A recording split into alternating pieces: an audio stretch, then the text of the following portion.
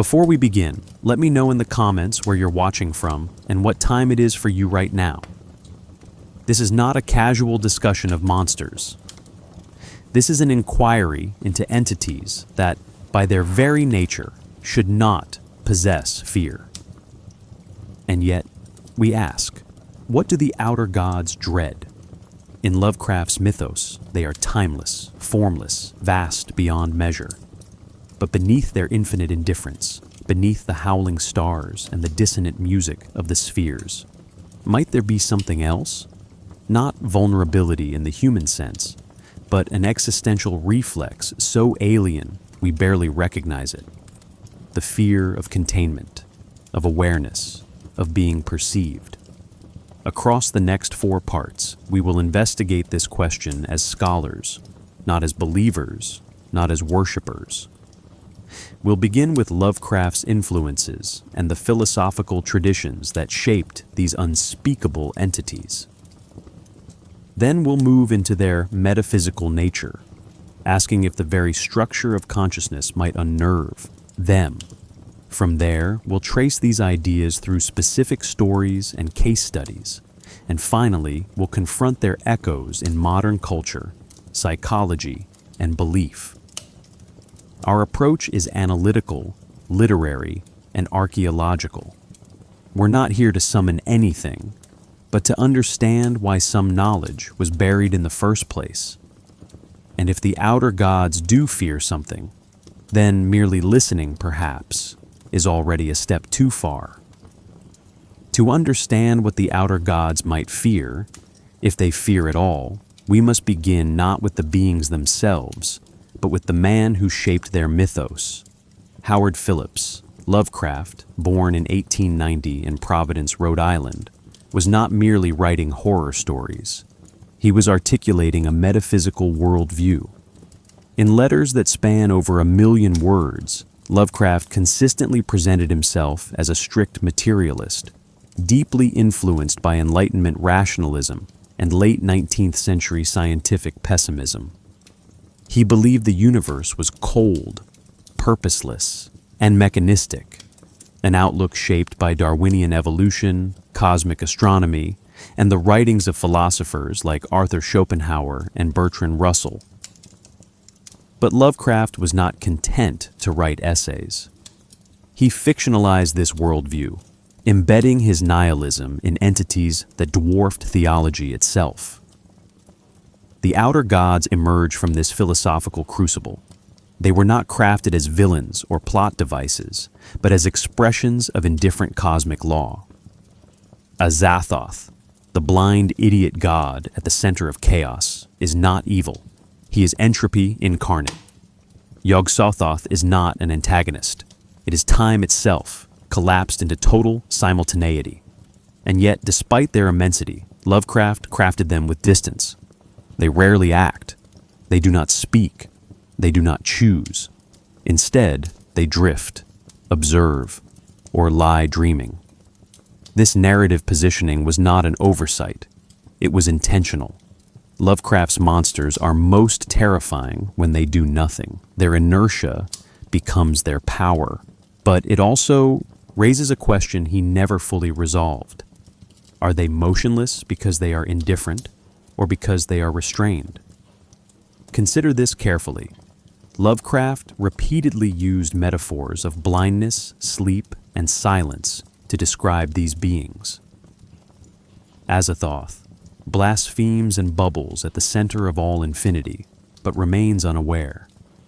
Shub-Niggurath's rites occur in forests far from civilization. Nyarlathotep alone speaks, but never reveals why. These narrative choices suggest not just unknowability, but possible avoidance. Lovecraft once wrote that true horror lies in the older, fouler, and more incomprehensible things humanity might stumble upon. But what if some of those things were hiding from us in return? We must pause here. In 1927, Lovecraft wrote The Dunwich Horror, introducing the idea of a cosmic being, a child of Yog-Sothoth, bound to the earth and straining to break free. This marked a subtle shift. The story implies containment, boundaries, and tension, not chaos unleashed, but chaos trapped. Later stories like The Whisperer in Darkness and The Haunter of the Dark repeat this theme. An alien race hides from light. A cosmic entity flees from exposure. This narrative pattern hints at an unspoken reversal. The very forces humans fear may themselves fear contact, change, or observation. By the 1930s, Lovecraft's tone had also matured. Earlier works relished grotesque spectacle, but his later stories, particularly The Shadow, Out of Time, and At the Mountains of Madness, read more like archaeological reports than Gothic tales. They are filled with measurements, chronologies, and cultural reconstructions. The monsters have history. They have biology. They have failures. In portraying them this way, Lovecraft introduced a contradiction. The outer gods are eternal, but they are also described as having origins. This duality implies instability. Eternity does not preclude decay. Omniscience does not guarantee safety. Lovecraft's personal fears may also have shaped these narrative tensions. He was plagued by illness, isolation, and poverty. He feared racial and cultural change. He resisted modernism even as he absorbed its themes. These personal insecurities did not create the outer gods, but they may have colored their silences.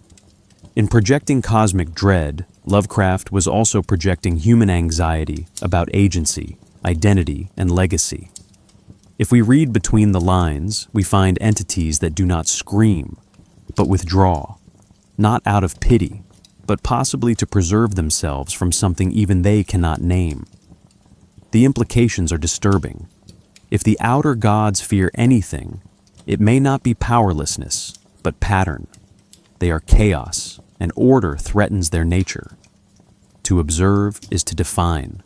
To define is to limit. In this light, human perception itself becomes corrosive. Our rituals, our names, our stories, these may be acts of containment, and perhaps the gods know this. This brings us to our next inquiry. If Lovecraft was building a system of dread from his philosophical and cultural moment, what older systems might have influenced him? Mythologies in which even gods trembled, cosmologies where creation was an accident, and philosophies where perception was a trap. We explore the cultural and philosophical antecedents that whisper beneath the mythos, and ask whether the fear we sense in the outer gods is a reflection of even older anxieties. Lovecraft's conception of the outer gods did not arise in isolation. It is deeply rooted in a broad spectrum of cultural and philosophical antecedents, reflecting centuries of human engagement with the unknowable, the divine, and the morally indifferent cosmos. By tracing these influences, one observes how Lovecraft synthesized myth, metaphysics, and scientific pessimism to create entities whose horror is existential rather than moral, structural rather than narrative. The mythologies of multiple cultures provided templates for entities that operate beyond human comprehension. In Mesopotamian texts, Tiamat and the primordial chaos represent forces both generative and destructive, indifferent to human schemes. Egyptian deities such as Apep embody cosmic disruption and disorder, threatening existence through natural and metaphysical processes. Even in classical Greek thought, the Titans and primordial deities illustrate beings whose scale and indifference dwarf human concerns. Lovecraft adapted these motifs. His outer gods are not anthropomorphic agents of retribution or justice, but cosmic processes given form, entities whose existence itself is destabilizing. Philosophical currents of the 19th and early 20th centuries further shaped Lovecraft's vision. Schopenhauer's metaphysics of the will as an irrational, blind force operating without regard for human interests, parallels the outer gods' existential indifference. Similarly, Nietzsche's notion of the eternal recurrence and the confrontation with an uncaring universe informs Lovecraft's depiction of time as cyclical, absolute, and oppressive. Scientific materialism, particularly post-Darwinian evolution and early cosmology, reinforce the sense of insignificance. Humanity is not central to the cosmos, and the universe's laws are indifferent, unyielding, and often incomprehensible. Gnostic ideas of hidden knowledge and unknowable divinity also resonate in Lovecraft's work. In Gnosticism, ultimate truths are obscured, often dangerous to those who seek them, a framework that mirrors the epistemic hazards of the Necronomicon and the secrets of the outer gods. The tension between revelation and madness, understanding and collapse, is consistent with these traditions. Knowledge is simultaneously desirable and destructive. Alchemical and Kabbalistic symbolism further influenced Lovecraft's sense of cosmic structure, reinforcing the motif of layered, interdependent, and often perilous realms of existence. Literary predecessors contributed stylistic and conceptual foundations. Lord Dunsany's dreamlike pantheons, Edgar Allan Poe's psychological horror, and Algernon Blackwood's subtle intrusion narratives all provided narrative strategies for indirect representation of incomprehensible entities. These precedents emphasized atmosphere, cognitive disruption, and symbolic terror over explicit confrontation. Lovecraft adapted these techniques, applying them to his outer gods to produce horror as epistemic experience, rather than mere spectacle. The result of these influences is a mythos in which the outer gods function as structural rather than moral phenomena. They are informed by human metaphysics, mythological archetypes, and literary experimentation, yet they retain a radical ontological independence. They are unknowable, indifferent, and functionally alien, but their construction is intelligible to the human mind only in relational terms. Through comparative mythology, philosophical reflection, or narrative inference. There, horror is rooted in human limitations, not in arbitrary malevolence. Understanding these antecedents clarifies why Lovecraft's outer gods continue to resonate. Their threat is neither personal nor ethical. It is structural and cognitive. Human perception, expectation, and narrative frameworks are inadequate to contain them. This inherited cultural and philosophical context explains why Lovecraft could depict entities that are simultaneously timeless, spatially incomprehensible, and epistemically destabilizing. They draw on millennia of human reflection on chaos, divinity, and ignorance, and yet they remain ungraspable, ensuring the mythos' enduring power. In Lovecraft's mythos, names are never incidental. They are rituals in themselves, linguistic devices designed to invoke, contain, or distort realities too vast to apprehend. The outer gods bear names that seem neither ancient nor invented, but suspended in a space between language and impression. Their phonetics defy easy classification. Their spellings mutate across stories, and in this instability, Lovecraft encoded one of the mythos' most disturbing implications: that language is not a tool of control, but a breach. To speak these names is not to summon. It is to be summoned. Let us begin with Azathoth. The prefix Aza evokes both Azazel from Abrahamic tradition and Asa, an Old Norse term for God. But Lovecraft's use is more sonic than semantic. Azathoth rolls with stuttering consonants, as if the speaker were choking on the name. The repetition of hard theth sounds fractures the mouth's rhythm. This is intentional. Lovecraft once stated that no weird story can truly produce terror unless it is related in terms of the grotesquely abnormal. The name is malformed, not grotesque in imagery, but in utterance. Speaking it aloud violates phonetic harmony. The word itself is a cognitive abrasion. Yog-Sothoth is even stranger. It follows a structure foreign to English, a guttural monosyllable, yog, followed by a sibilant, hyphenated cascade. The oth suffix appears across Lovecraft's pantheon. See also Shub-Niggurath, suggesting a fabricated linguistic root. But the effect is not cohesion, it is dissonance. Yog-Sothoth sounds ancient without resembling any specific tongue. It is meant to suggest linguistic rot, a language evolving past the point of coherence. Then there is Nyarlathotep, the only major outer god whose name can almost be spoken with ease. This apparent accessibility is deceptive. It seduces rather than repels. The polysyllabic smoothness masks its instability.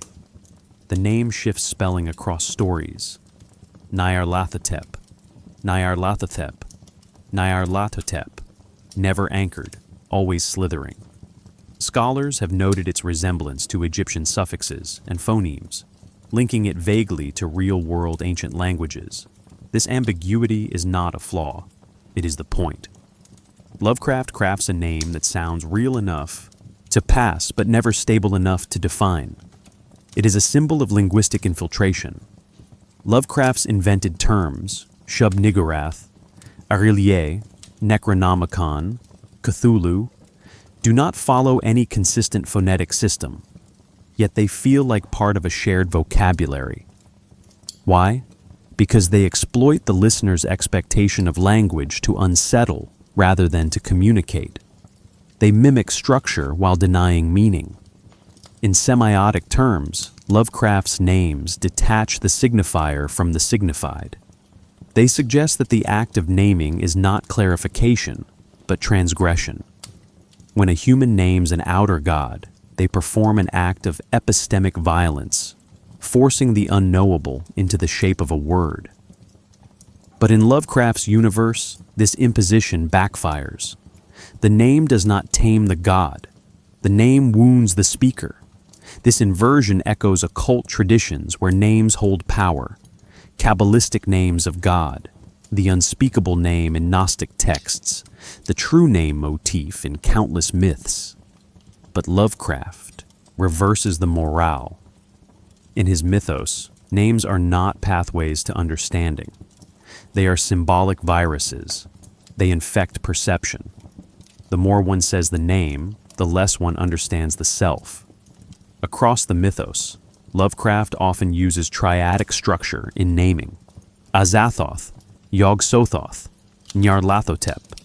Each consists of 3 syllabic units, rhythmically balanced yet semantically void. The repetition of harsh consonants, the, g, z, yesh, creates a sonic signature that alienates.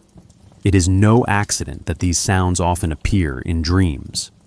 In the Call of Cthulhu, the name is pronounced as a guttural clucking, a sound not meant for the human throat. Phonetic difficulty becomes symbolic of ontological difficulty. And then there are words like Kadath, Ulthar, Leng. These names imply geography, but their roots are untraceable. The symbolic language here is not just fictional, it is intentionally broken. These are not names with histories. They are pre-linguistic, emissions, closer to howls than to terms. Lovecraft invites the reader to assign meaning, but never confirms it. The most infamous linguistic artifact in the mythos is the Necronomicon, a name derived from Greek roots, nekros, dead, nomos, law, icon, image. It roughly translates to the Book of the Laws of the Dead. But Lovecraft's use of Pseudo-Greek is deceptive. The name sounds scholarly, but it is fraudulent. The book doesn't teach, it infects. This mirrors a deeper anxiety, the fear of codifying the uncodifiable. The Necronomicon attempts to trap outer gods in diagrams, symbols, incantations. But these words do not seal, they summon. The book functions as a linguistic paradox. It documents reality by violating it. And every time a scholar translates a passage, the infection spreads. Consider this carefully. If the outer gods fear anything, perhaps it is not death, but definition. To be named is to be limited. To be described is to be distorted. Lovecraft's linguistic strategy suggests that even the gods recoil from symbolic capture. The very act of speaking their names might constitute an assault on their nature. Not because they are weakened, but because they are fixed. And in a mythos where chaos is divinity, fixation is death.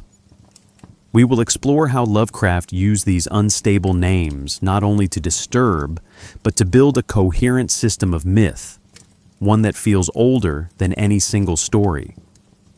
We turn next to the mechanisms of myth building and narrative authenticity, and how Lovecraft blurred fiction and scholarship to create a universe where every word feels like it was stolen from something older, something buried, something that never wanted to be known. Lovecraft's mythology functions not merely as fiction, but as simulated cultural memory. What makes his pantheon of outer gods so unsettling is not just their scale or alienness. It's the persistent suggestion that they have always been there, waiting beneath the surface of all human knowing. This sense of antiquity is not accidental. It is engineered through a complex literary strategy, the construction of mythic authenticity within fictional narratives. Lovecraft wasn't just inventing stories. He was manufacturing a reality that feels older than the reader's trust in language. From The Nameless City, 1921, to The Shadow Out of Time, 1936, Lovecraft's stories unfold like academic field reports. They are littered with precise dates, obscure citations, geographical coordinates, and layered references to ancient cultures, both real and invented. These details mimic the tone of anthropological discovery and archaeological documentation. When a narrator uncovers a ruin or deciphers a fragmentary scroll, the reader is not witnessing adventure, but being pulled into a process of forbidden scholarship. This creates the illusion of temporal layering.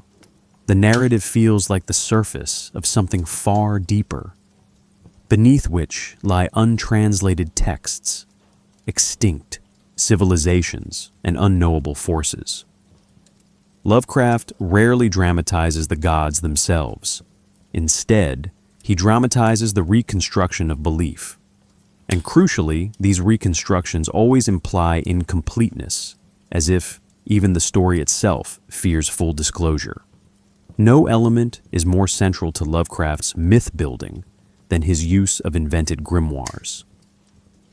The Necronomicon, Unaussprechlichen Kulten, and Pnakotic manuscripts are not simply props. They are textual viruses embedded within the fiction, each with a fictitious author, publishing history and pattern of censorship.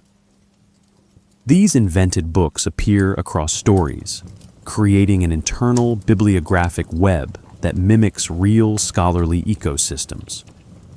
By creating multiple authors and conflicting translations, for example, Olaus Wormius versus Theodorus Philetus, Lovecraft simulates textual drift, the way real ancient manuscripts evolve, corrupt, and resist final interpretation.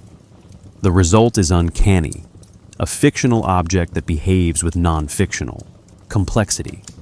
And when readers refer to the Necronomicon today, they often do so with an instinctual seriousness. It is not belief, but the aesthetic of belief that Lovecraft achieves. Unlike most literary universes, the Cthulhu Mythos was never sealed.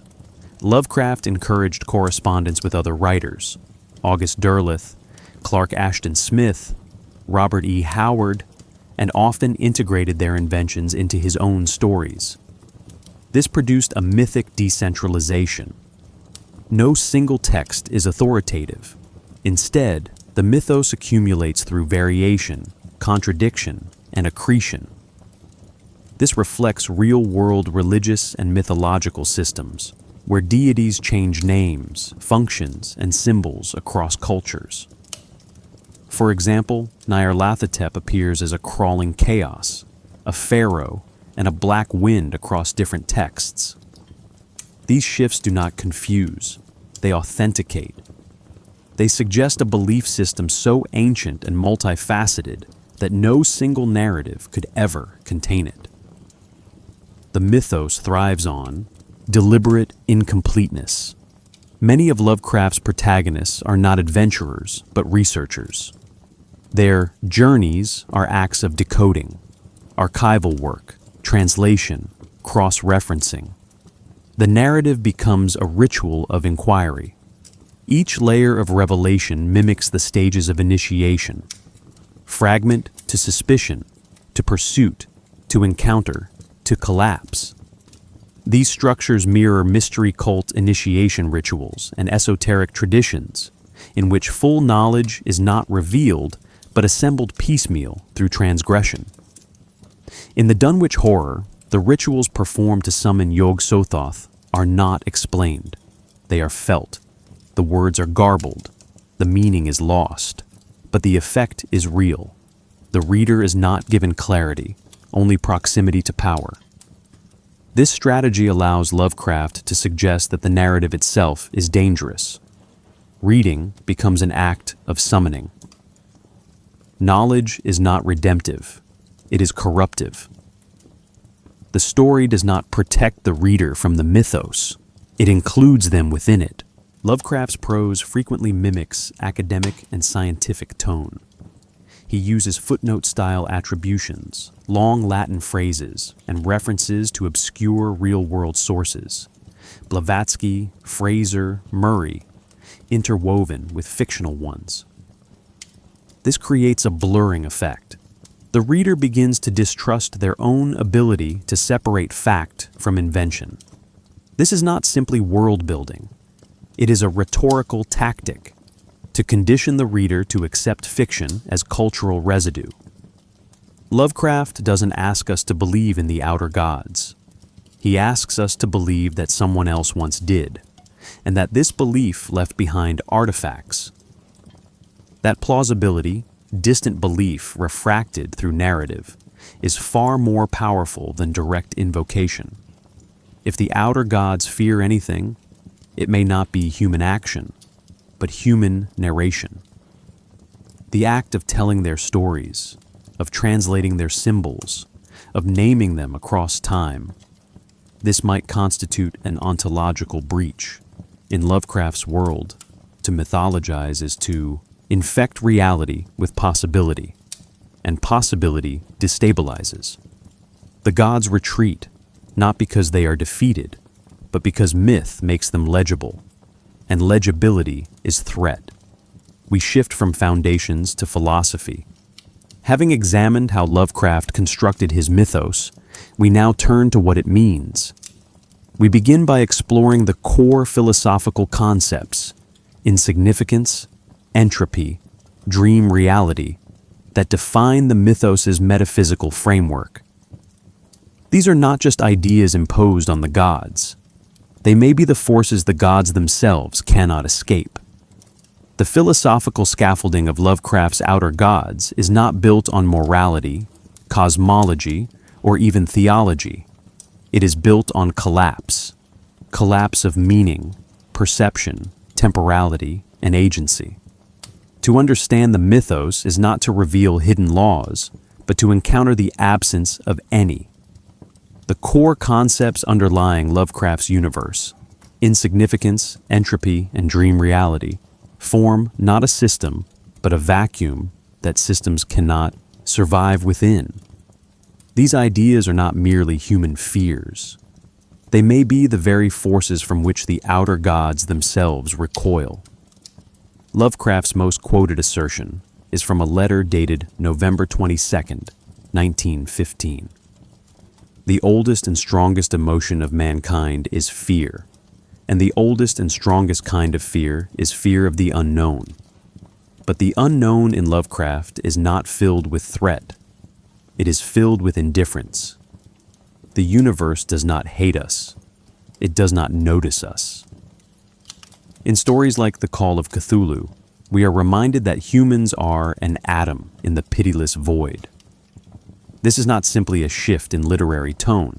It is a dismantling of the anthropocentric cosmos. The outer gods do not watch us. They do not punish or test. But this absence is not a comfort. It is a mirror. What if they too drift through a universe that cannot acknowledge them?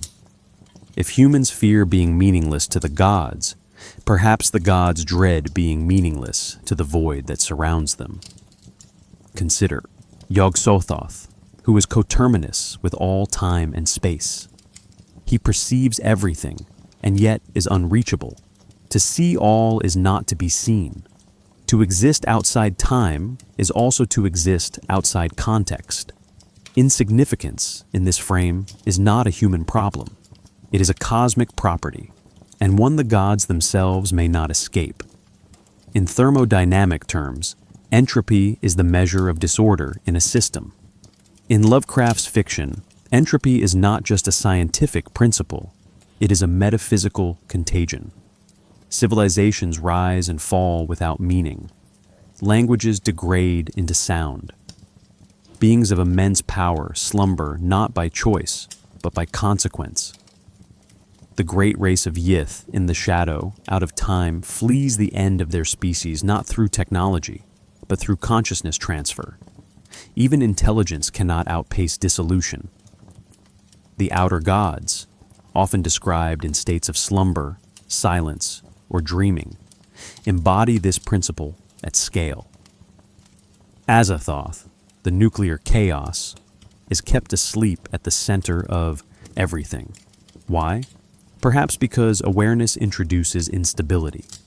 In a reality ruled by entropy, to act is to decay. If entropy governs even divine consciousness, then fear becomes recursive.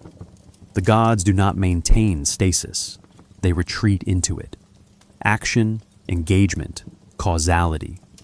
These are threats to beings defined by eternal inertia. In this light, the fear of the gods may not be of opposition, but of change.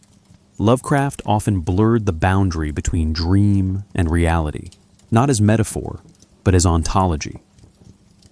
In The Dream Quest of Unknown Kadath, Randolph Carter's journey through dreamlands reveals worlds more stable, more ancient than waking life. Yet these dreamlands are not fantasies. They are adjacent ontologies. Azathoth is described in The Dream Quest as a mindless demon in whose bubbling blasphemies there is no sanity. But the more unsettling implication is that the entire universe may be Azathoth's dream. In such a model, reality is not fundamental. It is generated. And if dreams are the substrate, then waking is the rupture. Perhaps this is what the gods fear most. Not annihilation, but awakening into something less coherent. Yog-Sothoth, who knows all and sees all, is both gate and key. This double function implies that access to knowledge and escape from illusion are the same. But what lies beyond the dream is never shown. The fear may not be in the dream, but in the possibility that nothing exists beyond it. And if the gods are dreamers, then they are also dreamt. These three concepts, insignificance, entropy, dream reality, are not independent. They destabilize each other. Insignificance suggests stasis, but entropy ensures collapse. Dream reality permits variation, but denies certainty. Together, they form a triadic paradox, a universe that is unstable, indifferent, and unreal. Lovecraft's gods are not immune to these forces. They are formed by them. Shub-Niggurath's endless fertility is entropy, wearing the mask of life. Nyarlathotep's endless transformations are insignificance given volition. Azathoth's blindness is the only defense against reality's impossibility. We must pause here. In religious traditions, gods fear betrayal, death, or fate. But Lovecraft's gods, if they fear at all, may dread definition, duration, and disclosure, not because they are weak, but because they exist at the very edge of knowability, where concepts like self and other dissolve. Their fear is not emotional, it is ontological. We will examine the beings themselves, Azathoth, Yog-Sothoth, Nyarlathotep, Shub-Niggurath, and how Lovecraft encoded these philosophical tensions into each entity. Their forms, actions, and silences are not merely atmospheric. They are expressions of dread that even they may not fully understand. To catalog the outer gods is to attempt taxonomy in a universe that resists classification. These are not beings in the traditional sense. No histories, no motivations, no stable forms, and yet Lovecraft gave them names. He described their emanations. He hinted, just faintly, at what they themselves might avoid. In this section, we will not humanize these entities, but we will explore what their portrayals suggest, that even the highest forces in the mythos may be haunted by forces more fundamental than themselves, forces like limitation, definition, time, and recursion. Azathoth sits at the center of the mythos like a rotting sun, blind, idiot, nuclear. In the dream quest of unknown Kadath, he is the blind idiot god who gnaws hungrily in the dark at the center of all infinity. But the language betrays an anxiety. He must remain asleep. He is lulled by the piping of flutes, surrounded by demonic dancers. The reader is left to wonder, is this chaos protected or imprisoned? Azathoth's possible fear is paradoxical, awareness. If he dreams the universe, then to awaken would be to collapse it, or worse, to encounter something beyond it. In a cosmology defined by indifference, Azathoth's unknowing may not be a state, it may be a defense. The presence of attendants, music, and containment imagery suggests ritual containment. Azathoth may not rule, he may leak. And if his mind stirs, then the mythos itself, every story, every law, dissolves. Yog-Sothoth, the key and the gate, exists beyond space-time, yet is coterminous with it. In the Dunwich horror, he is summoned not as a form, but as an infusion, a distortion of causality that results in Wilbur Whateley and his twin. Yog-Sothoth's awareness is absolute, but awareness is not agency. He sees, but does not act. He surrounds, but cannot touch. This is a creature defined by exclusion. Yog-Sothoth's most terrifying trait may not be what he does, but what he cannot do, enter. He is always described as near, present, pressing against the boundaries of reality. His very name is invoked as a liminal crossing. The implication? He is separated, either by nature or by design. If the universe is a locked structure, Yog-Sothoth is the key that should never be turned. His fear may lie in integration, that by entering, he would undo what he contains. Shub-Niggurath, the black goat of the woods with 1,000 young, rarely appears directly. She is ritualistically invoked, most famously in The Whisperer in Darkness. Associated with endless fertility, she is both mother and swarm. But her excess carries a conceptual risk, the inability to stop. In philosophical terms, Shub-Niggurath is unbounded becoming. Unlike entropy, which degrades, she multiplies. But infinite proliferation implies the absence of structure. Without boundaries, identity fragments. What does she fear? Stasis. A cessation of growth would constitute death, not a dramatic annihilation, but but an unbearable silence. Her cults chant in forests, removed from cities, perhaps because civilization imposes containment.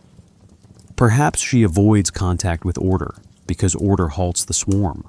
Nyarlathotep is the only outer god who consistently takes form, speaks, and walks among humans.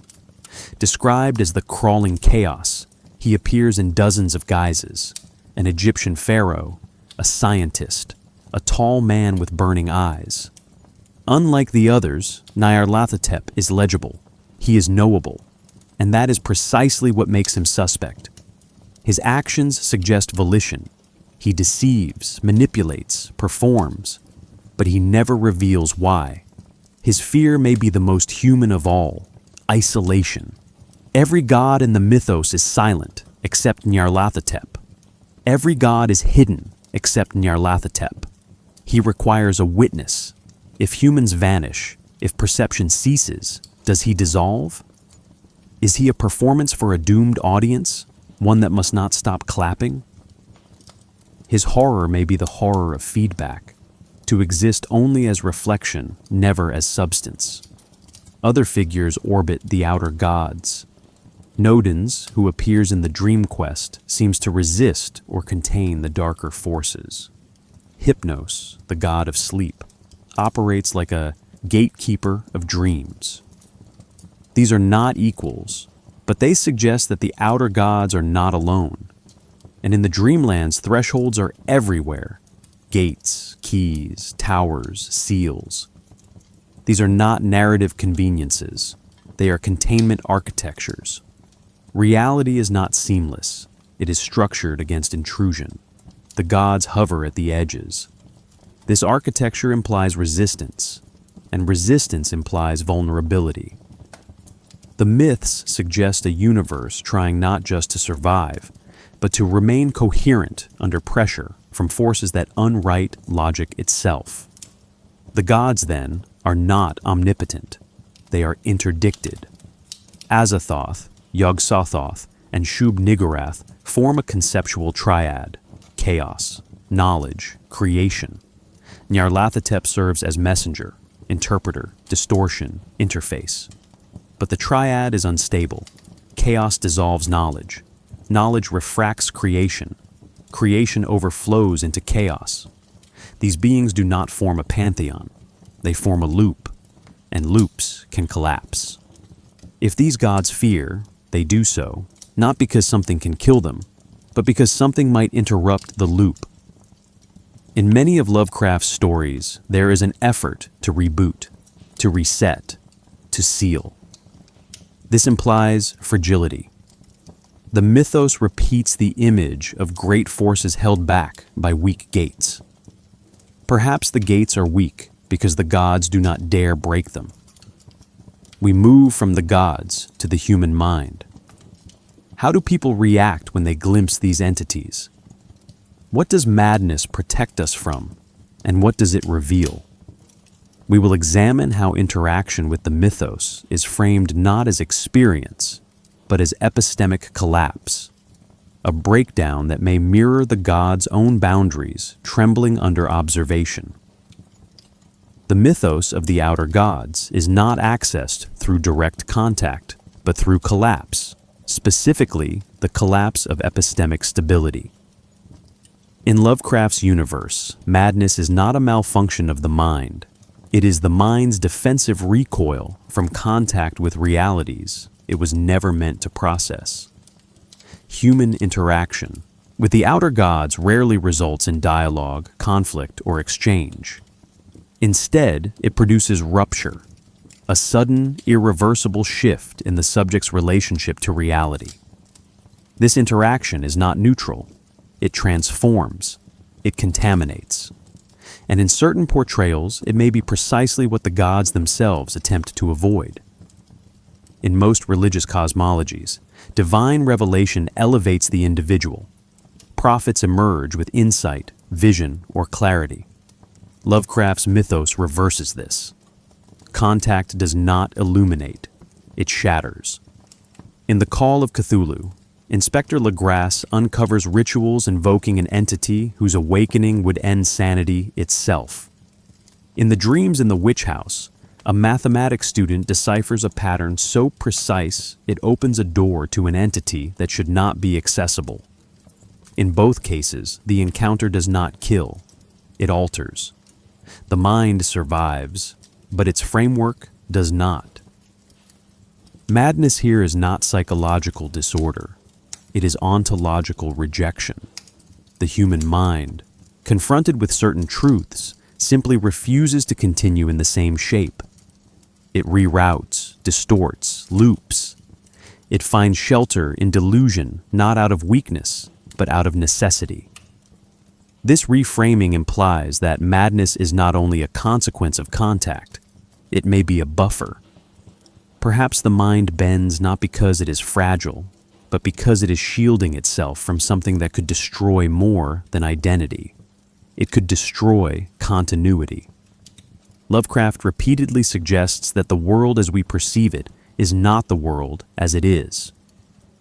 In The Shadow Out of Time, Professor Peaslee experiences a consciousness exchange with an alien species that catalogs all of human history, but only when his mind is unanchored. The implication is clear. To perceive more, one must first lose the ability to perceive normally. This creates a disturbing possibility. Sanity may be a structural limitation imposed by reality itself. Human minds are tuned to a specific bandwidth: narrow, stable, survivable. Contact with the mythos expands that bandwidth. The expansion is irreversible, and so the only protective mechanism is madness. The mind sabotages itself to preserve its core. But what if, in some cases, it fails? In The Thing on the Doorstep, Edward Darby becomes a puppet of another consciousness. The story is not about physical possession. It's about the breakdown of cognitive sovereignty. Darby's awareness is overwritten. He does not go mad. He goes silent. This introduces a further possibility. Madness may be a privilege. Those who lose it retain a fragment of self. Those who don't may become vessels. We must pause here. The usual framing sees madness as a human reaction to alien truth, but certain stories suggest that the gods too recoil. In The Haunter of the Dark, the titular entity cannot endure light. It flees not from attack, but from perception. The human gaze burns. In the dreams in the witch house, the complex angles and geometry that allow access to other dimensions are said to offend the eyes. The implication: human minds impose structure. We interpret. We bind. Perhaps that interpretation, that symbolic imposition, is corrosive to entities of pure chaos. If Nyarlathotep wears masks, perhaps it is not only to deceive, but to shield himself from the stabilizing gaze of the human mind. If Yog-Sothoth exists in totality, perhaps entry into our frame forces him to collapse into form. Madness may not just protect humans from the mythos, it may protect the mythos from becoming part of us. Human attempts to engage with the outer gods often take the form of ritual, cults, incantations, forbidden texts. But these are not expressions of understanding. They are gestures toward unknowability. In the Dunwich Horror, the Whateleys do not worship Yog-Sothoth out of devotion. They do so out of necessity, attempting to use his presence to reconfigure reality. The rituals are half-remembered, barely functional. They do not invoke gods. They invoke glitches. Cults in Lovecraft's work are not conveyors of truth. They are repositories of broken memory, distorted through repetition and trauma. Their function is not to reveal, but to anchor the unknown in crude symbolism.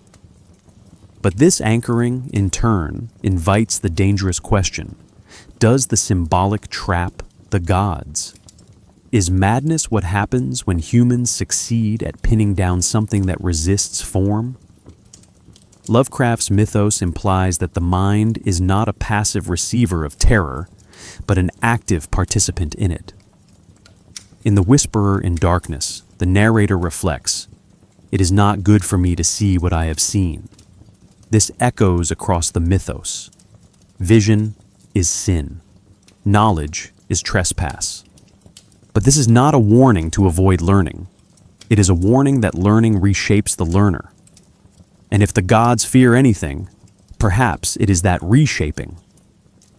Human madness, uncontrolled and viral, may represent not weakness, but leakage. Once a human knows the name, the shape, the angle, something spreads, something irreversible. Perhaps this is why the outer gods remain dormant, distant, framed by silence. Perhaps they fear the only thing that alters them, observation. We will turn from experience to structure. What is it about the knowledge itself, its structure, its patterns, its implications, that triggers collapse? We explore forbidden knowledge and epistemic breakdown not as narrative devices, but as ontological consequences, with implications for both mortals and gods. In Lovecraft's mythos, forbidden knowledge is not merely information hidden or suppressed. It is a category of knowledge that destabilizes reality upon contact. It is forbidden not because it is guarded, but because it cannot be known without consequence. The revelation of such knowledge is never cathartic, never heroic. It is always disfiguring. Epistemic collapse, where the mind structures of understanding disintegrate, is not a flaw in the seeker. It is a function of the knowledge itself. What makes this truly horrifying is the suggestion that the knowledge does not originate from human inquiry, but from the outer gods themselves, and that it may be corrosive even to them. Lovecraft famously describes alien architecture as non-Euclidean. In The Call of Cthulhu, R'lyeh is a city where geometry was all wrong. In The Dreams in the Witch House, mathematical study leads to interdimensional contact. Geometry, in Lovecraft's universe, is not neutral. It is a gate. Certain spatial arrangements, certain alignments of thought, open conceptual rifts. Forbidden knowledge often takes this form. Patterns that should not exist. These are not truths waiting to be discovered, but errors in the structure of reality, glitches that should remain unexamined. The idea here is philosophical. To comprehend certain truths is to become incompatible with the reality that once held you. Epistemic collapse begins not with horror, but with recognition. And recognition is what makes the mind break. If a single object encapsulates Lovecraftian forbidden knowledge, it is the Necronomicon, described as a book which no man can read without losing his soul. It is not feared because of what it reveals, but because of what it unsettles. The book does not contain facts. It contains disorders. Its language reshapes its reader. Its symbols bypass cognition. Its knowledge is not processed. It reprograms. Importantly, the Necronomicon is not just dangerous to humans. It is hinted in several stories that even other beings treat it with caution. This introduces a disturbing possibility that some knowledge, especially knowledge that defines or interprets, is dangerous to the outer gods themselves. If Azathoth is mindless chaos, then a text that describes him may constitute an act of violence. To describe is to limit. To limit is to threaten. This is the inverse of magical thinking. The Necronomicon does not grant power over gods. It imposes form upon them. And perhaps form is kinziti, the only thing they cannot endure. The thematic implications go further. In stories like The Whisperer, In Darkness and From Beyond, Lovecraft explores the idea that perception is vulnerability, devices that enhance vision, documents that expose hidden truths. languages that restructure thought. These are not windows into deeper understanding. They are infections. Once perceived, they cannot be unseen. And once understood, they begin to unmake the perceiver. In modern terms, we might call this a mimetic hazard. The idea functions like a virus, spreading not biologically, but conceptually. And in several cases, the knowledge does not stop at the individual. It passes through them, using them as conduits. This transforms the human mind from a victim into a carrier. Here lies the speculative reversal. If human minds can transmit knowledge in this way, and if that knowledge defines or constrains the gods, then humanity is not irrelevant. It is dangerous, not through weapons or rituals, but through symbolic interference. In the shadow. Out of time, Professor Peasley suffers amnesia and returns with knowledge he cannot reconcile. In the Dunwich Horror, villagers hear voices from the hills speaking languages no man understands. In The Color Out of Space, perception itself becomes unreliable. These are not traditional horror beats. They are ontological shocks, moments when the framework that defines what is breaks down. What follows is not trauma, but reboot. The self reconstructs around the new intrusion, if it can. Often, it cannot. Madness, then, is not collapse. It is reassembly without coherence. And in rare cases, the result is something new. A mind that no longer belongs to human reality, but has been retuned to the frequency of something else. These are not isolated incidents. Lovecraft's stories suggest a universe filled with knowledge traps, ideas that lie in wait for curious minds, not to enlighten, but to overwrite. We must pause here. If knowledge functions as symbolic containment, and if interpretation is the first step toward definition, then what happens when humans begin to understand the outer gods?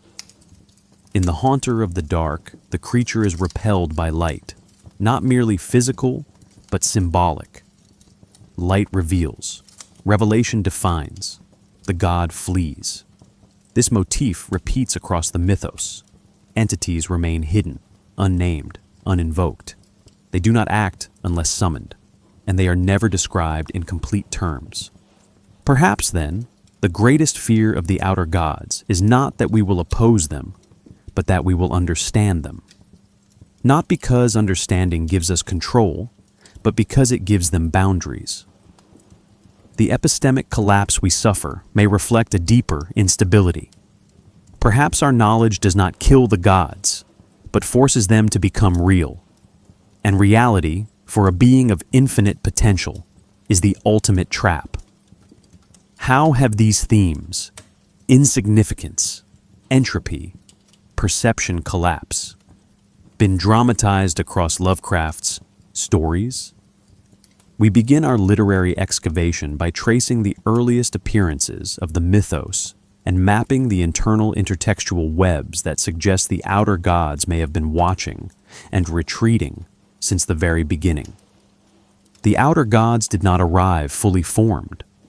They emerged, obliquely, incompletely, through the interstices of Lovecraft's early fiction, often not named, but felt. Before Azathoth was identified, before Yog-Sothoth took conceptual shape, before Nyarlathotep gained narrative flexibility, there were shadows, presences that distorted language, corrupted minds, and left behind only fragments. The evolution of these beings can be traced not through single stories, but through accumulated suggestion across texts.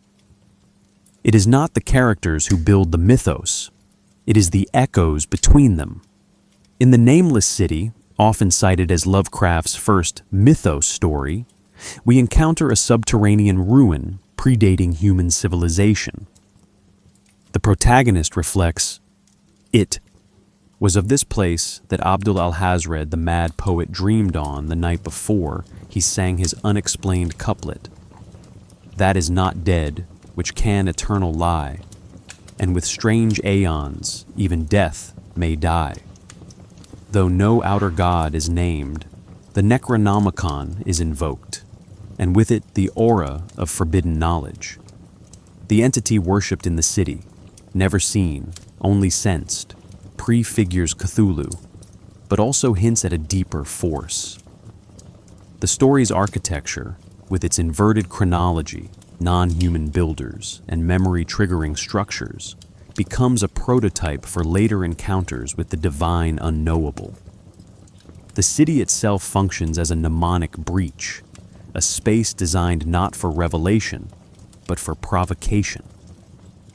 The gods here are not present, but they are remembered, and memory itself is treacherous. Strikingly, Lovecraft introduced Nyarlathotep before establishing a broader cosmology.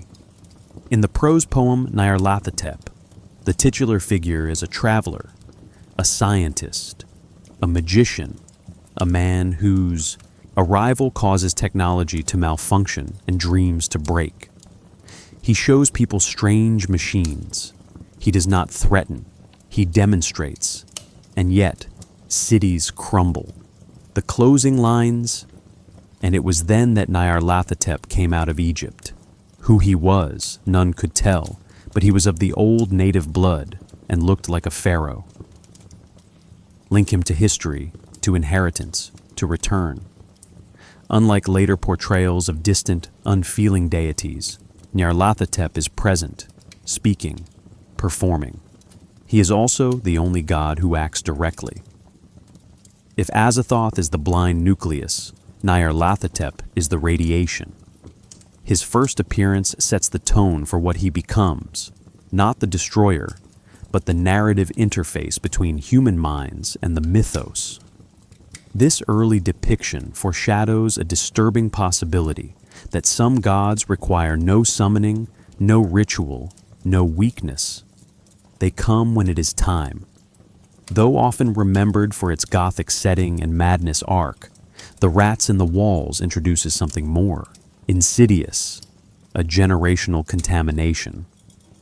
The protagonist's descent into the crypt of Exham Priory is not merely archaeological, it is ontogenetic.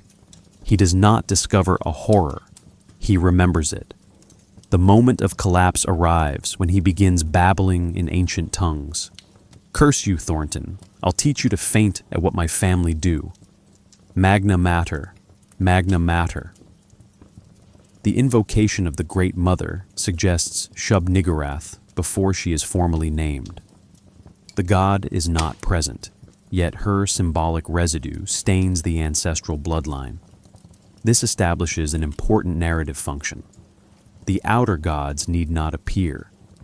Their influence operates horizontally across generations, rituals, languages. In this, they differ from traditional mythological figures. Their power is not in visibility, but in transmission. With the Dunwich horror, the mythos coalesces. Yog-Sothoth is named explicitly, invoked through ritual, and manifested, partially, through a monstrous hybrid, child. This marks a shift from passive atmosphere to active intrusion. The story famously describes Yog-Sothoth as a congeries of iridescent globes, suggesting an entity that does not possess form, but manifests incompletely within spatial constraints. More importantly, it establishes Yog-Sothoth's ontological nature. Yog-Sothoth is the gate. Yog-Sothoth is the key and guardian of the gate. This recursive identity, as structure, access, and overseer, places him outside linear logic. But the birth of Wilbur Whately and his twin, sired by Yog-Sothoth, hints at a vulnerability. Entry into the human world requires fragmentation. The child is destroyed. The gate closes. The god withdraws. The implication is not triumph, it is containment. Though Cthulhu is not an outer god by classification, the Call of Cthulhu presents a cosmic entity tied to the same metaphysical framework. His influence extends through dreams, art, and architecture.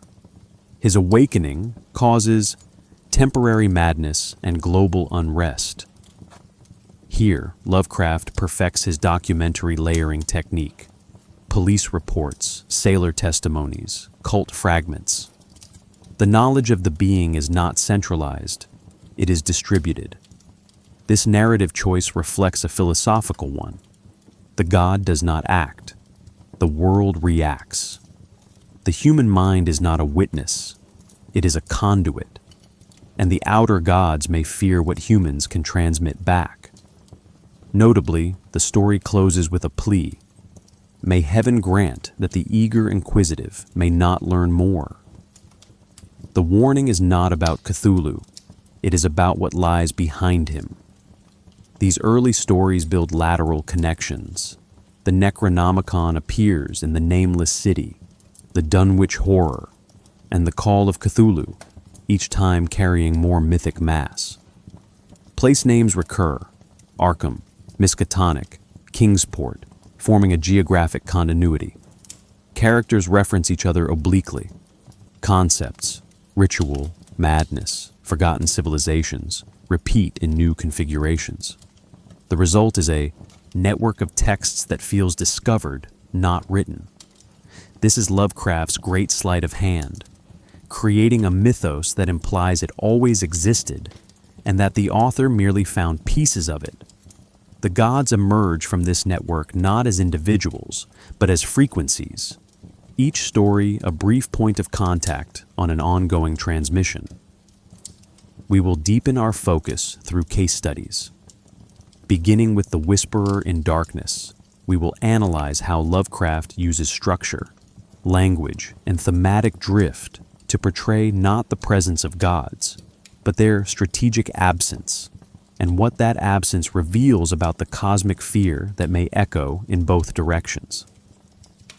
If there is a single Lovecraft story that dramatizes epistemic collapse on both human and cosmic levels, while offering a subtle portrait of an outer god's indirect influence, it is The Shadow Out of Time, 1936, at once psychological memoir, scientific document, and metaphysical parable. The story foregrounds themes of time displacement, identity dissolution, and the vulnerability of memory. But more than that, it reveals a deeper truth embedded in the mythos. The mind is a structure as fragile and as threatening as any door or gate.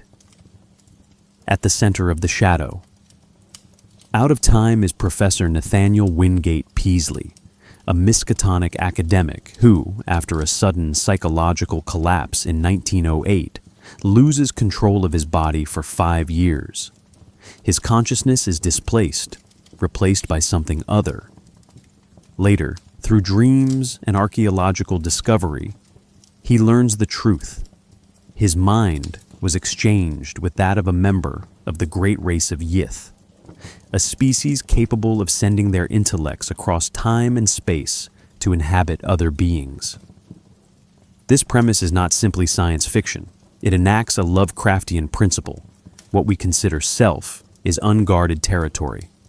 The mind has no walls, and once breached, it retains residue.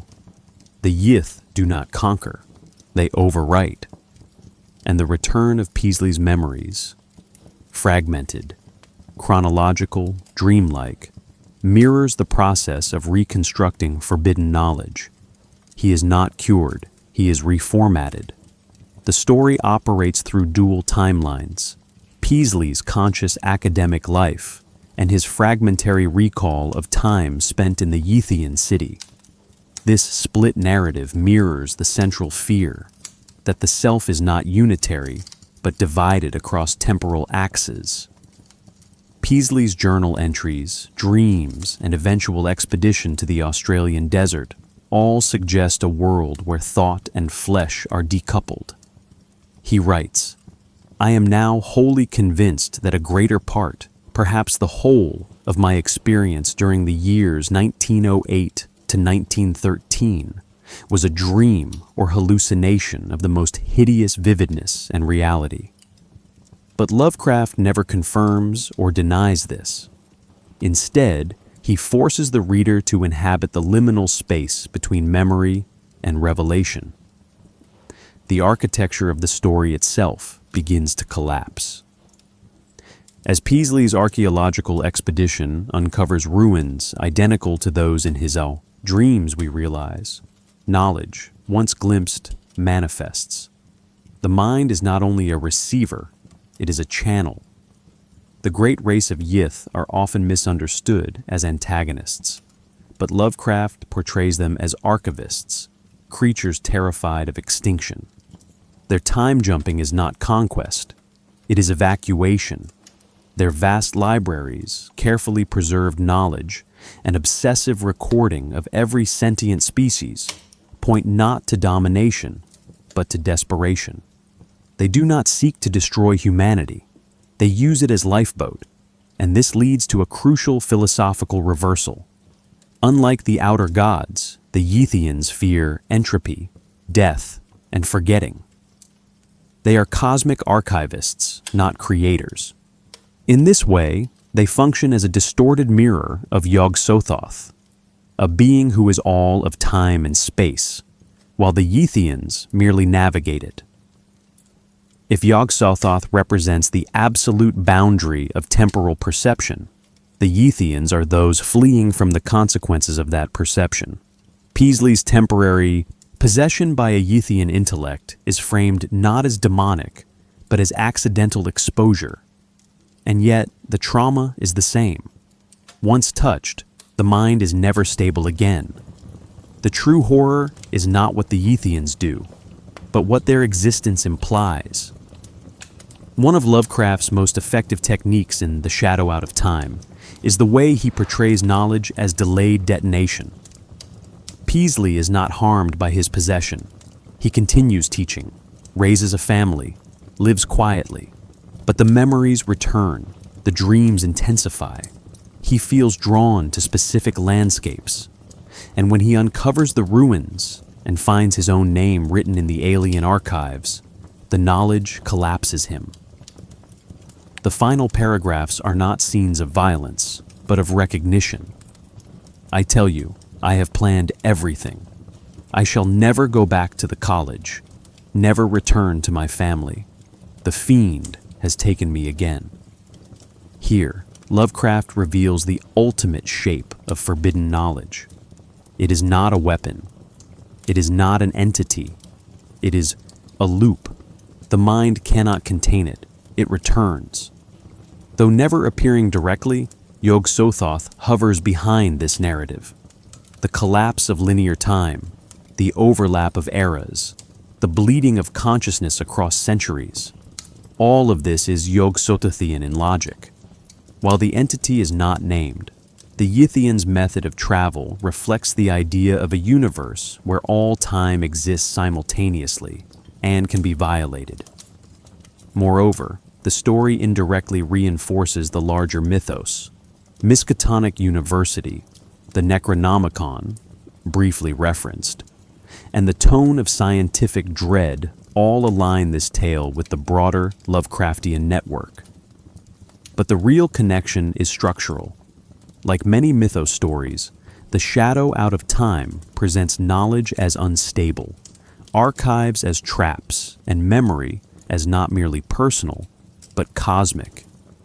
We will examine the haunter of the dark, where a more explicitly malevolent force takes center stage, and where the very act of looking becomes a danger both to the human, observer, and to the god being observed. The tension will shift from memory to mutual visibility, and we will ask, what happens when the watcher is watched in return?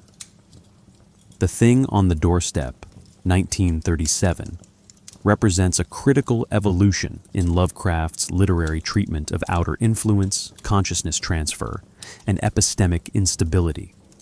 Unlike The Shadow Out of Time, where temporal displacement is the central threat, this story focuses on identity as porous and manipulable, emphasizing the horror inherent in human interaction with forces that defy cognition. It also introduces a different mechanism for horror. the intimate domestic sphere as a conduit for the ineffable, showing that the outer god's influence does not require cosmic spectacle. It can operate through relationships, psychology, and trust. At the center of the narrative is Edward Darby, a Yale scholar who is gradually revealed to have been overtaken by his friend's spouse, Asenath Waite, a descendant of the Deep Ones. Lovecraft describes her as possessing a brain capable of strange vibrations and interchanges, and notes that Darby's personality begins to fade. He seemed to be fading into someone else, leaving only an empty shell of form behind. This possession is not magical in a traditional sense. It is an ontological intrusion. Identity is overwritten, consciousness replaced, and yet the world perceives only superficial normalcy. The horror arises because the threshold between self and other is violated. The outer influence is mediated, but no less absolute. In The Thing on the Doorstep, knowledge functions as both enabler and hazard. Daniel Upton, the narrator, uncovers fragments of Asenath's ancestral history and arcane texts, learning that the Waite family has long practiced consciousness transference. Every discovery brings understanding and simultaneously produces existential disorientation. Upton realizes that what he knows about Edward Darby may no longer correspond to the person who occupies that body. Here, Lovecraft dramatizes epistemic collapse at the interpersonal level. The observer cannot rely on identity as a stable variable. Recognition fails. Memory is compromised. The reader experiences cognitive unease alongside the protagonist. What distinguishes this story is its setting. Unlike the vast, dreamlike landscapes of the Yith or the subterranean horror of the Nameless City, the outer influence here manifests in a domestic and urban context. Bedrooms, libraries, and corridors become vectors for alien manipulation. This proximity intensifies fear. The unnatural infiltrates ordinary life. Lovecraft writes, "I have come to know that the very air and walls themselves were conspirators in that silent, ongoing transference." The horror is subtle, but pervasive. It does not require large-scale devastation, only intimate contamination. Asenath Waite's control over Darby embodies a Lovecraftian inversion.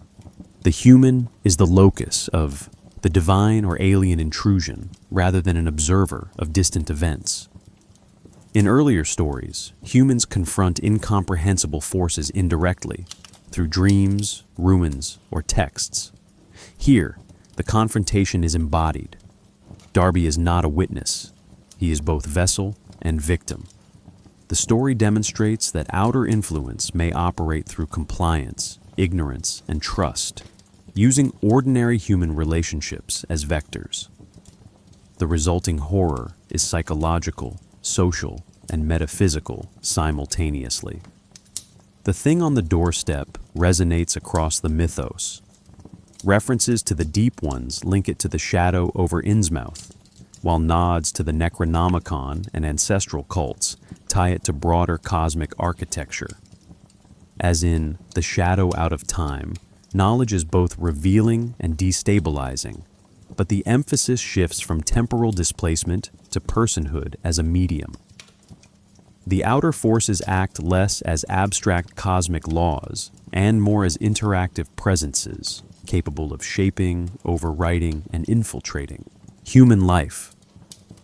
Though the story does not depict the outer gods directly, the underlying logic aligns with their implied vulnerabilities. The manipulation of identity suggests that even immensely powerful entities are sensitive to structural integrity, the boundaries of self, consciousness, and continuity. If humans can unwittingly destabilize one another under influence, perhaps the gods too rely on constraints, safeguards, and thresholds. The horror is relational. The closer one is to contact, the more profound the collapse. Lovecraft uses the thing on the doorstep to explore the microcosmic consequences of cosmic forces. Possession, transference, and intimate infiltration illustrate how forbidden knowledge and alien influence need not be grandiose to be terrifying. The story functions as both moral allegory and ontological case study. The outer influence is a silent architecture, reshaping identity and destabilizing perception, while human protagonists provide the lens through which the universe's fragility is revealed. We will examine collaborative and later expansions of the mythos.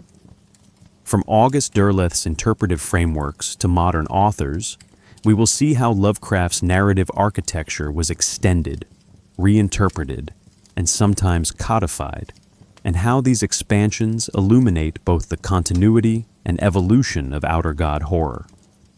Lovecraft's mythos did not end with his death in 1937.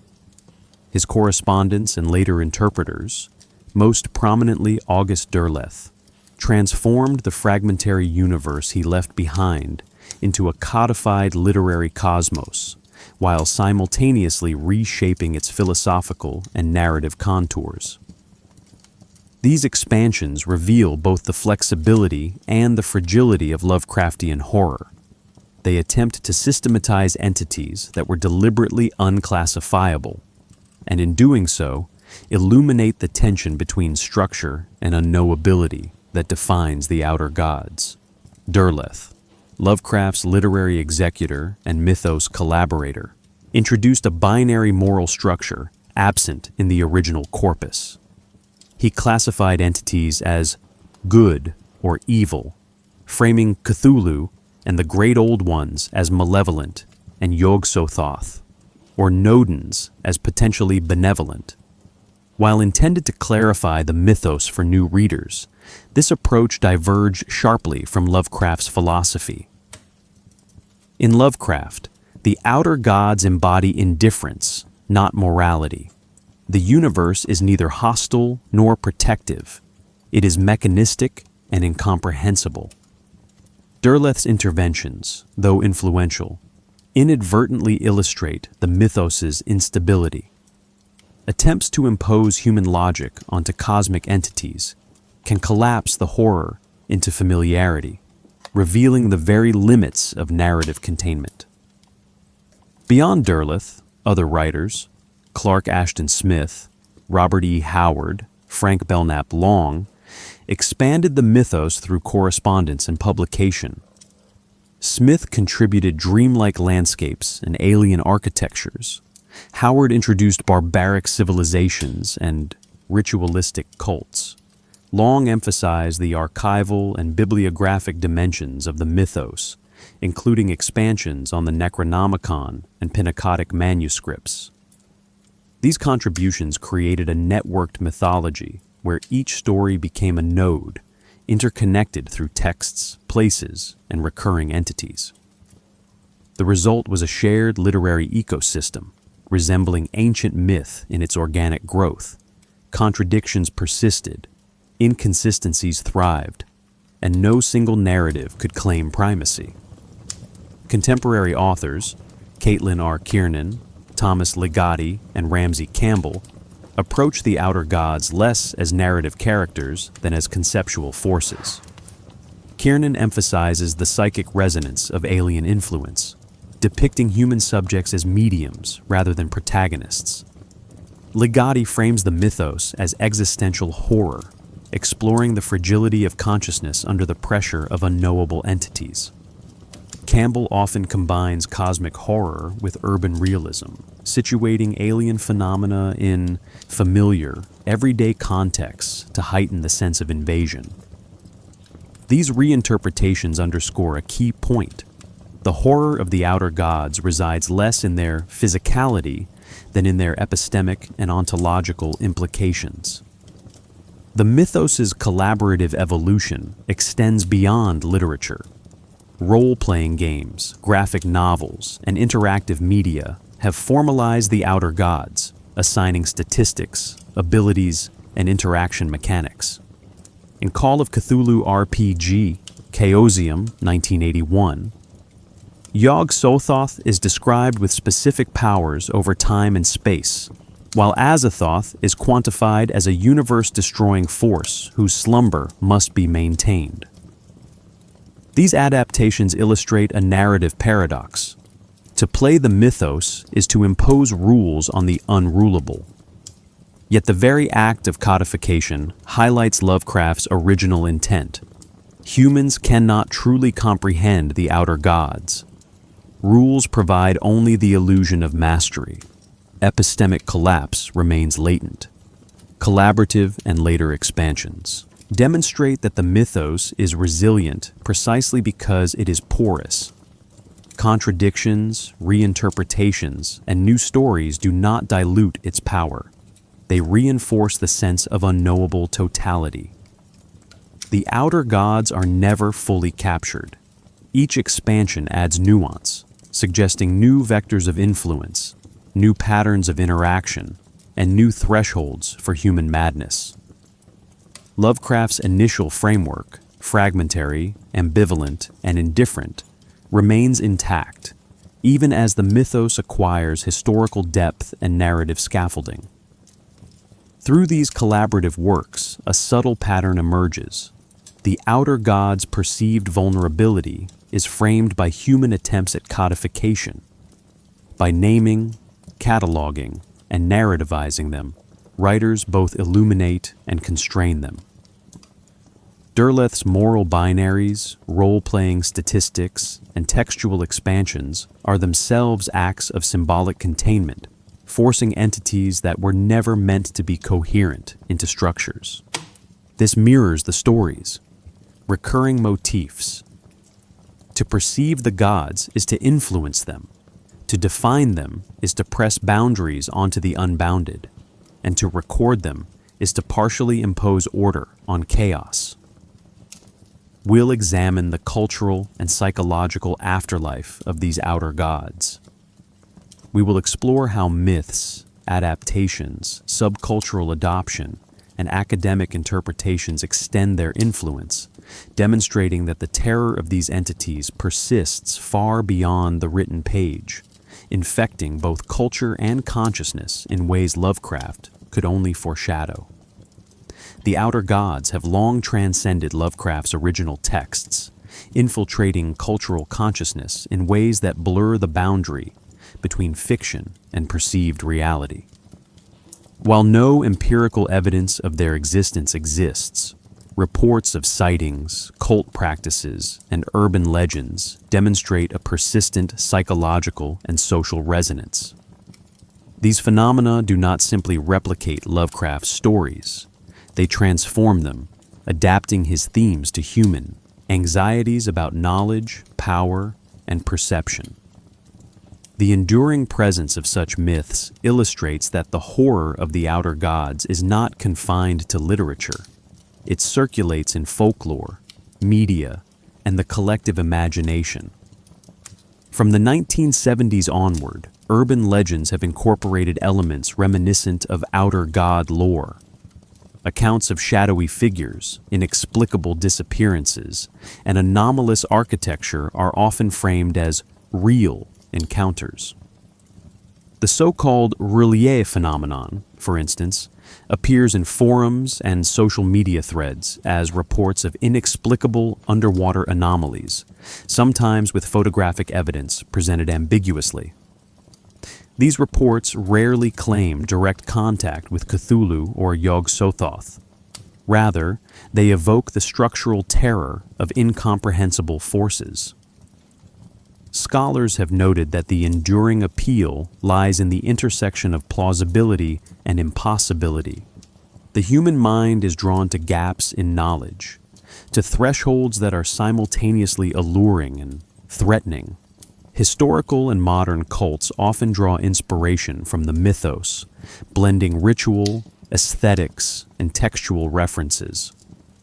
For example, the esoteric Order of Dagon, while primarily a literary construct, inspired small-scale ceremonial groups in the late 20th century that performed symbolic acts mimicking Lovecraft's stories.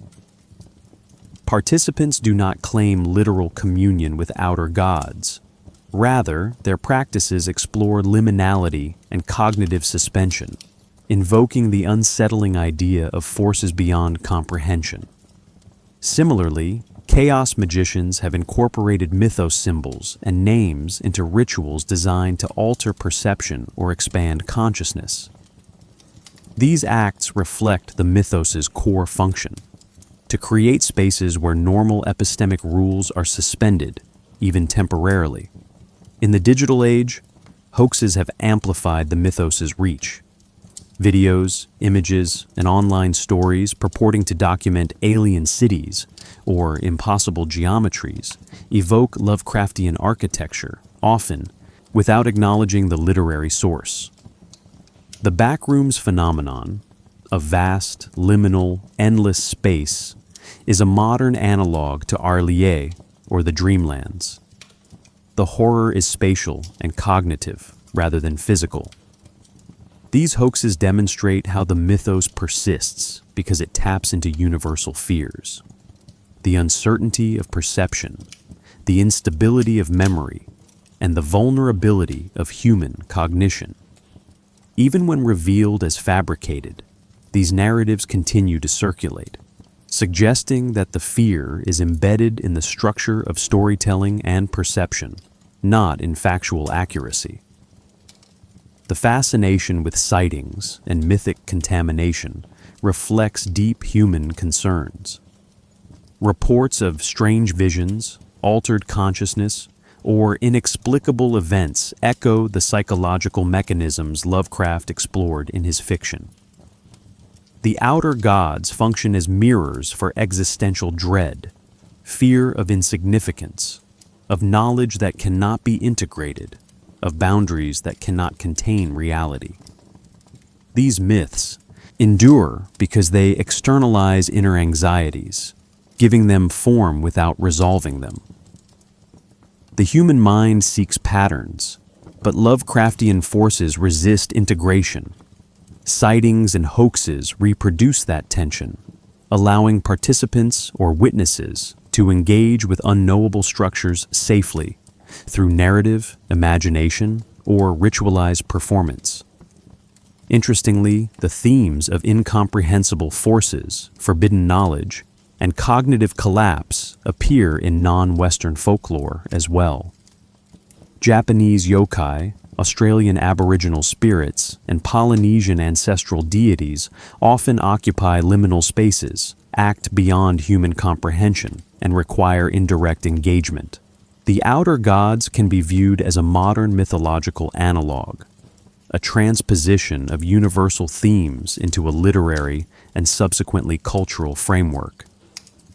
The persistence of these myths, both in online subcultures and in folk-inspired narratives, reflects an enduring human need to narrativize the ungraspable.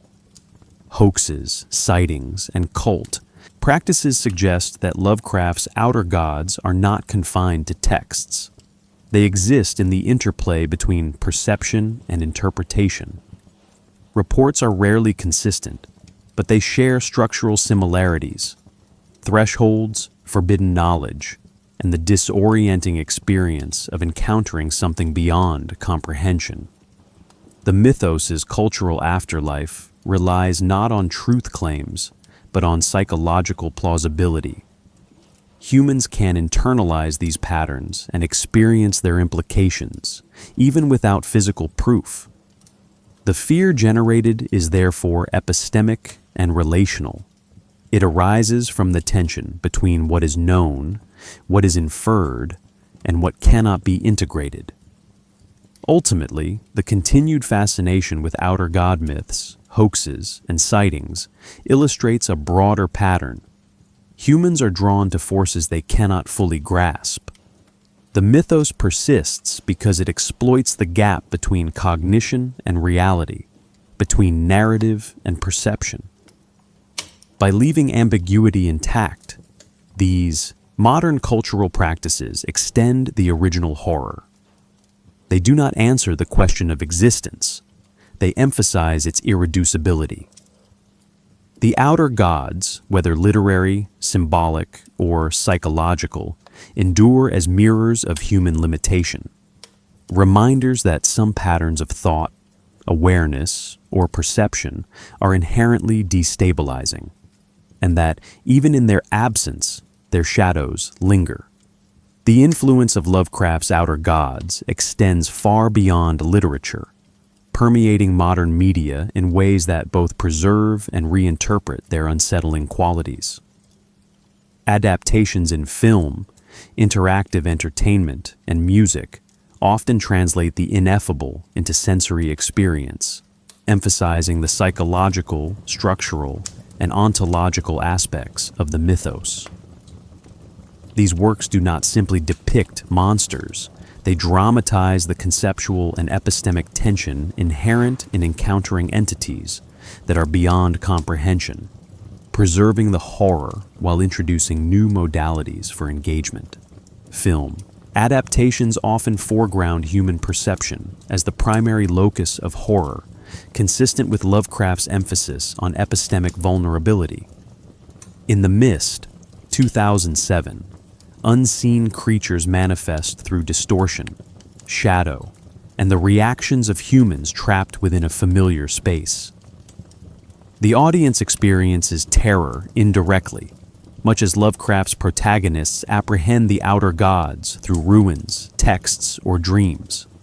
The Color Out of Space, 2019, similarly externalizes incomprehensible forces through environmental corruption, mutating the familiar landscape into an alien geometry. Here, the outer god is implied rather than fully visible, emphasizing the horror of observation without understanding.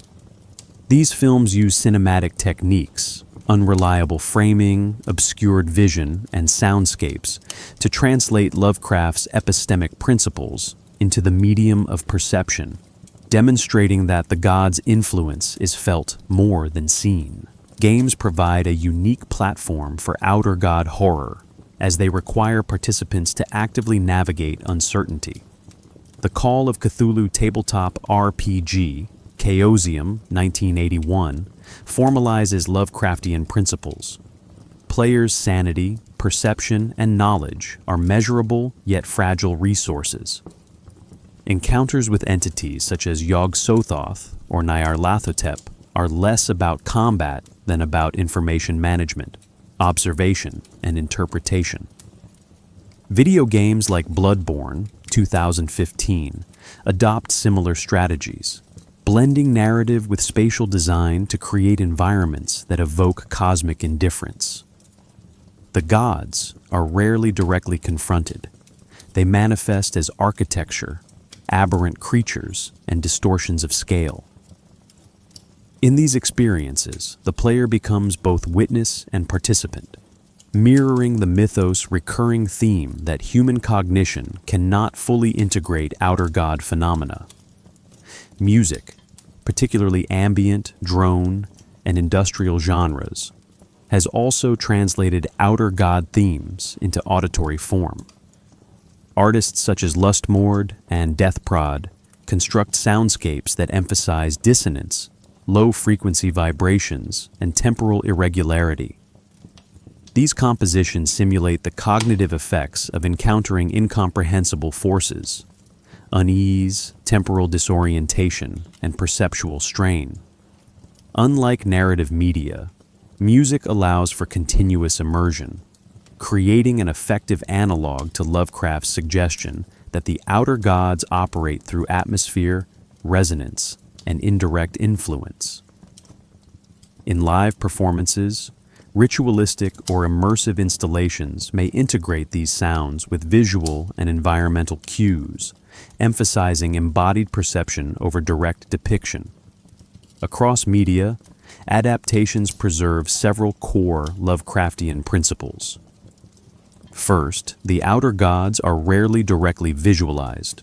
Horror emerges from inference, scale, and human reaction. Second, knowledge remains dangerous and fragmentary. Artifacts, texts, or environmental clues often trigger narrative destabilization. Third, Human protagonists are structurally fragile, their perception, sanity, and identity tested rather than their physical survival. By translating these concepts into filmic framing, gameplay mechanics, and sonic architecture, adaptations maintain the epistemic instability central to the mythos. Adaptations also illustrate the flexibility of Lovecraftian horror. A single concept, an unknowable, indifferent, and pervasive entity, can manifest as a narrative device, interactive challenge, or perceptual stimulus. For example, Nyarlathotep's manipulative, mutable nature is depicted in games as a recurring environmental motif, in films as a human-like antagonist whose motives are opaque, and in music as a recurring tonal pattern. This cross-media codification demonstrates that the Outer Gods horror is conceptually portable, resilient across form and medium, and fundamentally tied to human cognitive limits rather than physical threat. The continued presence of Outer Gods in media underscores their cultural and psychological durability. They persist not because audiences fear their literal existence, but because the structures they embody, cognitive instability, perception of scale, and epistemic collapse, remain universally unsettling. By engaging with these forms, audiences participate in a shared exploration of limits of knowledge, perception, and identity, echoing the same structural unease Lovecraft encoded in text. Their manifestations across media illustrate that horror is not simply visual or narrative. It is structural, relational, and persistent. We will explore subcultural and academic appropriations, examining how Lovecraft's Outer Gods have influenced occult practice, internet subcultures, and scholarly discourse, demonstrating the mythos' capacity to shape human thought and cultural behavior beyond conventional media. Beyond literature, film, and games, Lovecraft's Outer Gods have permeated subcultural and academic domains, creating networks of interpretation, ritual, and scholarship that both preserve and expand their influence. These appropriations demonstrate how the mythos functions as a conceptual framework, rather than merely a set of narratives. Across occult practice, internet communities, and scholarly inquiry, the Outer Gods serve as models for engagement with the unknowable, illustrating the persistent human fascination with entities that simultaneously defy and invite interpretation. Subcultures interested in ritual magic or esotericism have adopted Lovecraftian motifs as symbolic tools. Groups inspired by chaos magic, for instance, integrate the names and sigils of Yog-Sothoth, Nyarlathotep, or Shub-Niggurath into their practices. These adaptations rarely claim literal communication. Instead, they exploit the symbolic resonance of incomprehensibility, using mythos motifs to facilitate altered states of perception, meditation, or performative ritual. As one practitioner noted, the Outer Gods are less beings than mirrors for what we be cannot grasp. They are guides for navigating the edges of consciousness. This framing emphasizes epistemic exploration over worship, mirroring Lovecraft's emphasis on the dangers and fascination of forbidden knowledge. Online communities have amplified and codified the mythos through forums, role-playing networks, and collaborative storytelling platforms. Reddit threads, ARGs, and creepypasta narratives treat Lovecraftian entities as shared cultural phenomena, with users contributing sightings, interpretations, and speculative encounters. These participatory mythologies replicate Lovecraft's own collaborative methods. He frequently exchanged ideas with contemporaries such as August Derleth and Clark Ashton Smith, but in a distributed, digital environment. The Outer Gods are no longer confined to text. They emerge as collective cognitive constructs, co-created through dialogue, art, and performance, demonstrating the adaptability of cosmic horror to new forms of communal knowledge. The Outer Gods have also inspired scholarly appropriation, particularly in literary, philosophical, and cultural studies. Lovecraftian mythos is analyzed through lenses of existentialism, postmodernity, and critical theory. Scholars such as S.T. Joshi and David Punter have explored the mythos as a site for examining ontological uncertainty, narrative instability, and human cognitive limitation. Courses on horror literature treat the Outer Gods as exemplars of the sublime, emphasizing their role in producing cognitive and emotional effects that transcend traditional narrative mechanics. This academic engagement highlights the mythos' enduring capacity to provoke intellectual reflection on perception, knowledge, and the limits of human understanding. Subcultural and academic appropriations frequently intersect with ritualized performance. Art installations, live-action role-play, and immersive theater use mythos architecture, sound, and textual fragments to simulate encounters with incomprehensible forces. These performances function as experiential metaphors, allowing participants to explore cognitive tension in a controlled environment. Similarly, avant-garde music and visual art adopt Outer God motifs, translating structural terror into aesthetic and effective experiences. Across these domains, the mythos operates less as narrative content than as a framework for exploring the unknowable, providing a shared vocabulary for engaging with uncertainty and existential unease. In both subcultural and academic contexts, a central feature of Outer God appropriation is the replication of Lovecraftian logic.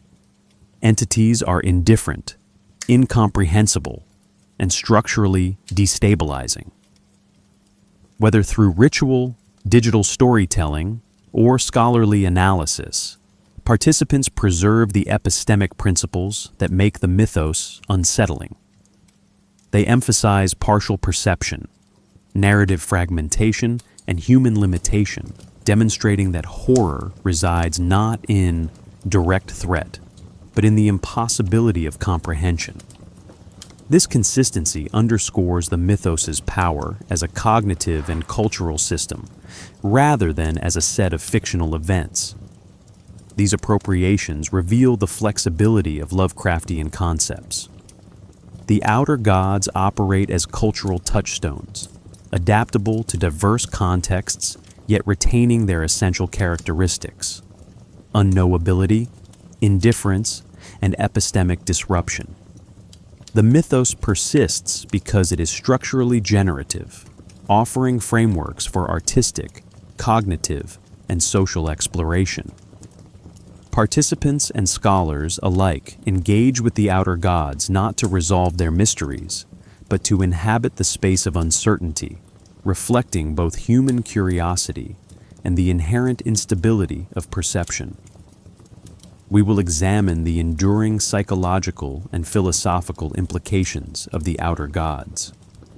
We will consider how engagement with these entities, through literature, media, subculture, or scholarship, shapes conceptions of knowledge, identity, and existential risk, leaving human understanding perpetually on the edge of collapse.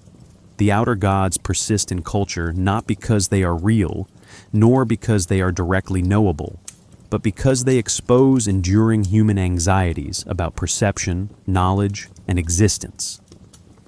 Lovecraft's entities function as mirrors of cognitive vulnerability, reflecting fears that are structural, existential, and epistemic. By examining their influence across literature, media, subculture, and scholarship, we can trace how the mythos continues to shape thought, imagination, and cultural practices, demonstrating that the horror they represent is as much philosophical as it is narrative.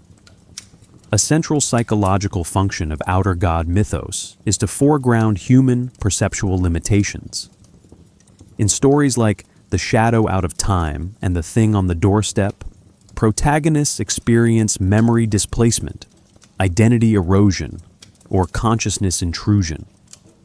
These experiences are analogous to epistemic overload, when the mind attempts to integrate patterns or entities beyond its cognitive capacity. It fractures, resulting in disorientation, madness, or a profound sense of inadequacy. Modern horror media, games, and immersive installations replicate this effect, emphasizing incomprehensible scale, non-Euclidean structures, and temporal dislocation, forcing participants to confront the same limitations that Lovecraft dramatized. Psychologically, the Outer Gods operate as cognitive stress tests, highlighting the fragility of coherent selfhood under extreme epistemic pressure. Philosophically, the Outer Gods underscore the insignificance of human agency. Unlike traditional deities, they do not act with moral intent. They are indifferent to human concerns. This indifference amplifies existential anxiety, suggesting that human action, morality, and understanding are structurally negligible in the cosmic order. Modern adaptations often emphasize scale and inconsequence, whether through environmental devastation in film, spatial distortion in games, or ambient sound in music. The narrative and aesthetic emphasis is not merely spectacle, it is a meditation on agency nullification, a psychological exposure to the anxiety that the universe, and possibly consciousness itself, operates beyond comprehension or concern. Engagement with the Outer Gods also carries implications regarding knowledge. In Lovecraft's texts, symbols, and artifacts act as conduits of forbidden information. Knowledge itself becomes a vector of destabilization. To know is to risk madness, corruption, or partial dissolution of identity. This dynamic has philosophical parallels in contemporary discussions of information theory, existential risk, and epistemology. For instance, human interaction with overwhelming data or emergent technologies echoes the mythos' themes. Excessive comprehension may overwhelm interpretive structures, producing error, misjudgment, or cognitive collapse. The mythos thus models the enduring human struggle to reconcile curiosity with vulnerability, insight with structural limitation. The Outer Gods challenge conventional notions of selfhood and continuity. Through possession, consciousness transfer, and temporal displacement, Lovecraft depicts identity as porous and contingent, vulnerable to intrusion from forces that are ontologically alien. Philosophically, this suggests a radical instability of personal and collective existence. Selfhood is contingent upon incomplete perception, selective memory, and bounded cognition. In both subcultural and academic contexts, this instability informs explorations of posthumanism, phenomenology, and the ethics of consciousness, illustrating the mythos' utility as a thought experiment on identity and agency. The persistence of outer god motifs in contemporary culture demonstrates that their function is not narrative alone. They provide a structural template for human anxiety, encoding fear of the unknown, the uncontrollable, and the incomprehensible. Subcultural adoption, digital storytelling, and participatory myth-making reproduce the psychological dynamics of the mythos, creating spaces where humans can engage with structural uncertainty in controlled or mediated ways. This resonance suggests that the horror of the Outer Gods is metacognitive. It is fear generated by the recognition of our own epistemic and existential limitations, not by any immediate threat. Lovecraft intentionally left his Outer Gods partially undefined, fragmented across texts, artifacts, and lore. This indeterminacy ensures that engagement with them remains interpretively productive. Scholars, creators, and participants continually negotiate their significance, producing new anxieties and insights. The mythos functions as an ongoing experiment in human cognition and philosophy, exploring the consequences of encountering the incomprehensible. Even centuries later, the Outer Gods serve as mirrors and amplifiers of universal human fears: mortality, insignificance, fragility of knowledge, and the structural contingency of identity. By resisting closure, the mythos ensures that its philosophical and psychological effects endure. The horror is not only in what the gods are, but in what they reveal about the limits of human understanding. And perhaps, as Lovecraft intimated, the Outer Gods' most persistent legacy is not terror alone, but the perpetual interrogation of the mind itself, leaving the observer uncertain whether they have merely read about horror or partially become its instrument.